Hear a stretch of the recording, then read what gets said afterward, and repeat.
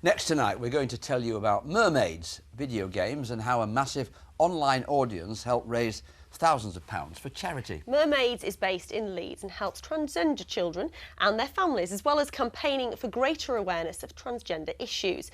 And over the weekend, they became the beneficiaries of an unusual and unexpected piece of fundraising. Well, the charity's CEO, Susie Green, joins us now. Susie, this is all very cryptic. It came about because of a video game. Tell us a bit more. Well, we knew nothing about this in advance.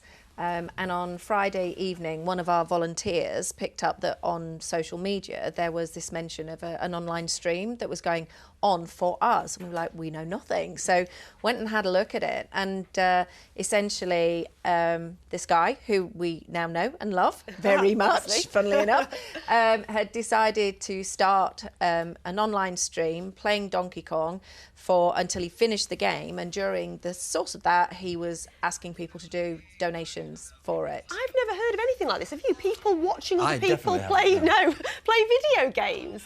Yeah, that was it, the bottom line. And we were like, how is he going to raise money? But even when we first saw it, it was at £4,000. And we were like, this is awesome.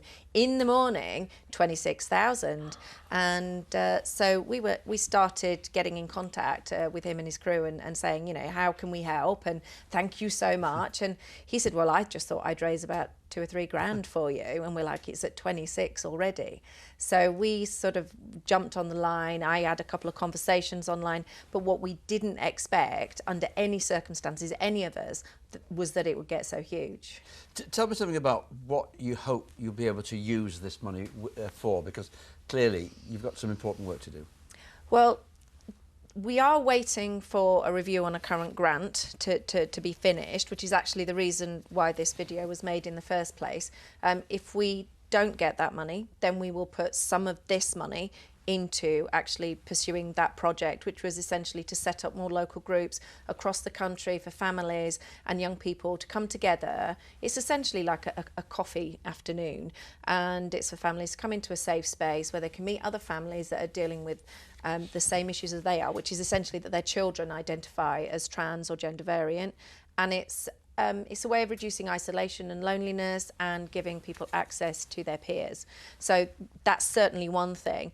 But the other thing that we are looking at is that the demand for our services is continuing to rise. We've seen it go from 5,000 to over 7,000, again within the space of a year, in terms of calls and emails and families and young people coming to us. We are primarily a children's support charity, and we support kids who are dealing with gender variance to try and achieve the best outcomes.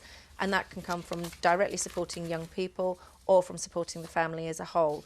But the bottom line is that we are getting more and more and more coming to us, and we need to be able to cope with that demand. And this was such a massive boost for us to be able to do that. And have you told him that? Have you been in contact with him? Presumably you have. Absolutely. I mean, we went online when he was actually talking to some of the other people from sort of, again, around the globe, and talked to him about what a difference this would make. And I actually had a young person who'd contacted us a couple of years ago and spoke to one of our helpline operators, and she said, I wouldn't be here if it weren't for you. You obviously do amazing and work. that really choked me up, because I was like, this is what we're here for. Yeah. You know, this is what we're here for, to provide that support, especially when somebody's in a really dark space, and to help them get through.